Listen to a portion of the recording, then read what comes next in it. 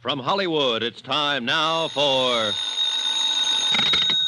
Johnny Dollar. I have your party in Hartford, Connecticut now, Mr. Dollar. Oh, thanks. Just a moment, please. Hello, McCracken, Universal Adjustment Bureau. Hi, Pat. Johnny, are you still in La Jolla? Didn't you get my telegram? Sure did. And I'm getting ready to leave for South Bend right now. In the company of a beautiful, charming, lovely... Now, look, son, your vacation is over. Charming, lovely girl named Vonnie LaMarr. Okay. Now, will you... What? That's right. Thomas Rene LaMarr's daughter. Does she know her father has died? Telegram for her arrived at the same time I received yours. You didn't show her my wire. No. She doesn't know yet that you think it might be murder.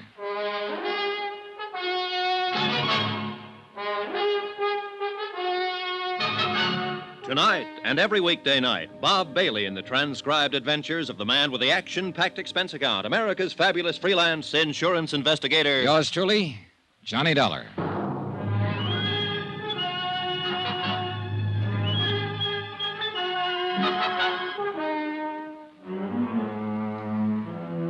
Expense account submitted by Special Investigator Johnny Dollar to the Universal Adjustment Bureau, Hartford, Connecticut. Attention, Mr. Patrick McCracken.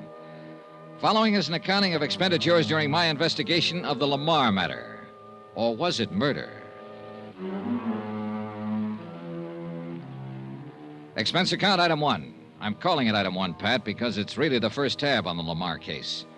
Previous expenses here in La Jolla were charged against the Jolly Roger case. Expenses for the vacation you promised me and have now so rudely interrupted. Item 1, $9.60 for that long-distance call to Pat McCracken in Hartford. Now, what under the sun is Vonnie LaMarr doing in La Jolla? Vacation? Same as I was trying to take. Now, tell me something, Pat. Eh? Has a claim already been filed on LaMarr's $1.5 million policy? No claim has been filed. Well, then how'd you know about his death so quickly? Luck, pure and simple. The insurance company is Tri-Mutual. Big office in Chicago, headed up by Lawrence Comstock. Oh, sure. Known him for years. Good man. Well, he's written all of LaMarr's policies himself. He got to know the old man pretty well. Uh-huh. Personal friends, you know. Weekend golf together, same clubs, and both nuts about two-handed pinochle. So? Well, Comstock had been Lamar's house guest the past few days, and been with him practically every minute the old man wasn't at his plant. Was he actually there when LaMarr died? Yes. He was the one who called the doctor when the old man keeled over. Look, you keep referring to him as the old man. Just how old was he? Oh, not too.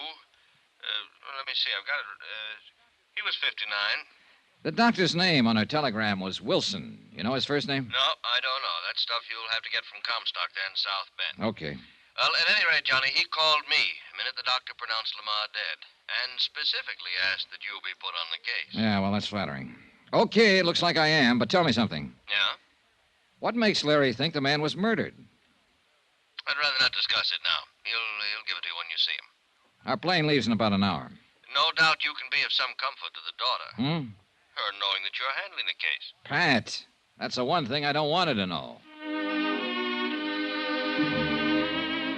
I hung up, leaving Pat to ponder over that last remark. Wired Larry Comstock that I was coming and finished my packing for the trip back east. When I'd finished, I paid my bill at the fancy motel, and all I can say is thank goodness it was on expense account. And I knocked on the door of the cottage next to mine. Yes, come in. Oh, Johnny. Hi, Vonnie. Any way I can help you? More than you have. You've been wonderful. Arranging the flight back for me. For us? Taking care of the things here. Johnny. That's right, for us. I'm making the trip with you. But I thought you said Hartford, Connecticut. And your vacation. Oh, the vacation's all over. Wouldn't be any fun for me to stay around after this. Oh, darling. And South Bend is along the way. I'd feel better if I kind of took you home rather than let you make the long trip alone under the circumstances. And maybe I have some business or something to attend to there. Darling, I don't know what... Easy. Oh, you made it so wonderful. When Daddy couldn't get here these last few days, and now that this terrible thing has happened, you stick by me this way. It's the only way I'd have it. You're so wonderful. All right. Come on now. Come on, get your things together. I've called for a cab to the airport in San Diego. Come on. Oh, thank you, Johnny. I love you for this. Sure.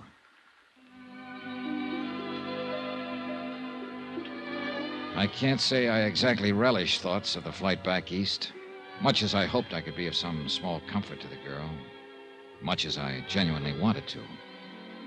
Such things can be pretty rough, particularly in this instance. But I am an insurance investigator, and in a matter of this sort, $1.5 million at stake, the possibility of murder, well, it's up to me to suspect everyone, whether I like it or not. Yeah, I sometimes think it's a pretty rotten racket to be in. Johnny. Sleep, Vonnie, sleep. You'll need all of it you can get before you have to face things at home. I wasn't sleeping. I was just thinking. And being so thankful that you're here with me. Honey, I wired ahead for a hotel reservation. What? Yep. I'm going to stay in South Bend a few days. You wonderful, wonderful... No, I'm going to be honest with you. I also wired a friend of mine, a fellow with whom I do business now and then. So well, anyhow, I'll be there for a few days and maybe more, and as long as I can be of any help to you. It's funny. Hmm? You know, you still haven't told me what you do. Well, don't worry about that now. But I'm curious. Tell me. It'll give us something to talk about. Did you wire anyone at your home about your arrival? Yes, Harrison the butler.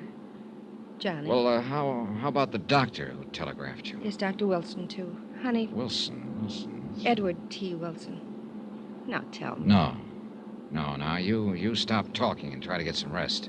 But all... I'm going back to the lounge in the tail section so that you'll have nothing to do but get some sleep. Then you won't tell me. No. Tomorrow. Sleep. Thank you, Johnny. Now I can, maybe. Yeah, rough. Very rough. I felt like a traitor to her. Well, we landed in Chicago at 10 a.m. and took a cab from the airport to the LaMarr home on the outskirts of South Bend. I'd never before realized that the big industrial city with all its huge, dirty, sprawling factories had such a wealthy residential section. And the LaMarr home on Parody Lane was one of the most impressive of all, set far back in what must have been an acre of well-kept lawn.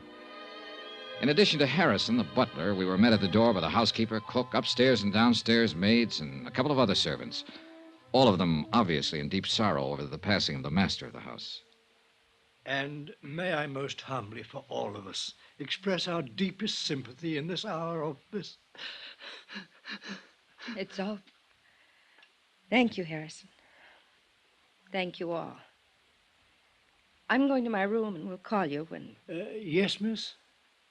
This is Mr. Dollar. Mr. Dollar. He's to be admitted to the house. Any time. I'll be here, Vonnie, as soon as possible. And you know where to reach me. Yes, Johnny. Thank you. And now to get to work, whether I liked it or not. I took the cab to the townhouse, dumped my bags, then back to Chicago in the office of Lawrence Comstock, Tri-Mutual's representative. He was waiting for me. Well, Johnny, you sure walked into something this time. Thick one, Larry? You don't know. You don't know the half of it. The $1.5 million of it. You gave Pat McCracken back in Hartford the idea that LaMarr's death might be murder. I think it is. I really think it is, Johnny. Why? Tom LaMarr was one of the best friends I ever had. He should have been. Your commission on the insurance he was carrying was enough to set you up for life. Oh, no, Johnny, don't talk like that. Tom was a good friend of mine, quite aside from business. I sold him his very first policy years ago, and he was just a bookkeeper for Atlas Processing Company, earning $70 a week. And when he married Delise... Delise? That's his wife, who died 5 years ago. Oh. That policy was only for $2,500, straight life. So? Well, you know how little my commission was on that. But I liked him. I saw that he had a spark about him, that with the proper kind of encouragement, he could go places. And he did. Yeah, so I understand. I understand that LaMarr Metal Products is a really big thing. General Metal Fabricators just bought them out. Oh? Yes, and Tom was getting all ready to retire. Spend the rest of his days having fun, golf, fishing, winters in California, and summers in Minnesota, that sort of thing. And taking care of Vonnie, his adopted daughter. Yeah. Kind of worth taking care of, too. Eh? I know her, Larry. Met her in La Jolla, California. Oh, then you... Brought her back here to face the sad fact of her father's death. Why, I didn't... Oh, yes, of course. The family doctor, Ed Wilson. I should have realized. He sent a telegram to Vonnie to the same place you were in La Jolla. She's a wonderful girl, John. You're telling me. But, Larry, Yes? something you told Pat McCracken back in Hartford has led him to think that possibly Thomas LaMarr was murdered. Johnny, in the years I've known Tom LaMarr, Yeah? I've not only known him, but I've known his family. Well? And much of his affairs, personal as well as business. Well? His wife, Delise, I would have married her long ago if I'd been able. Oh, get to the point, Larry. Oh, yes, of course. And his daughter, Vonnie. I wish she'd been my daughter, my child. Come on, Larry. Come on, get at She's it. a wonderful girl. You said that. Oh, yes, of course. Well, there were things in her past, Vonnie's past, that even her mother and later her father didn't know about. But I did. For heaven's sake, man, get to the point. You too? Yes, me too. Yeah, me. The confirmed bachelor. Take him or leave him. Have fun. Forget him. Make a big... Come on, Larry. Listen, Johnny. Now listen carefully. Dr. E.T. Wilson, Ed Wilson, an old friend of mine as well as Tom. Yes? It was Ed who made the last insurance examination 4 months ago.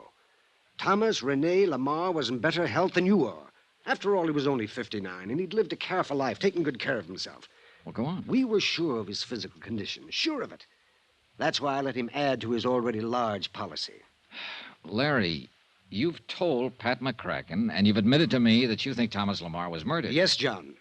Because of one man. Who? The one man who shared his confidences, business and personal. Yeah? Who was closer to him than even Ed Wilson or me. Well, who? One man who alone could be sure of benefiting by Tom LaMarr's death. Oh, look, Larry, that bush you're beating around is getting bigger and bigger. It's so simple, John, so discouragingly simple. All right, Larry, all right. Take it any way you like. I'm here for 2 reasons. Because I'm assigned to this case, and because of Vonnie. Yes, I know. Now, who is it you suspect? The man Vonnie is really in love with. Oh.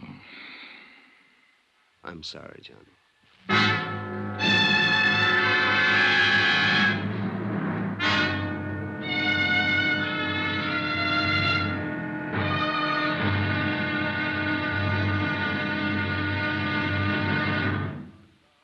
Now, here's our star to tell you about tomorrow's intriguing episode of this week's story. Tomorrow, some stuff I didn't want to hear, but I had to.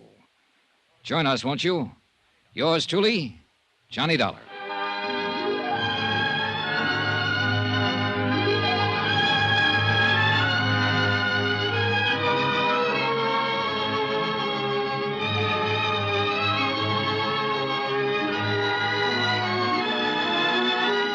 Yours truly, Johnny Dollar, starring Bob Bailey, is transcribed in Hollywood. It is produced and directed by Jack Johnstone, who also wrote tonight's story.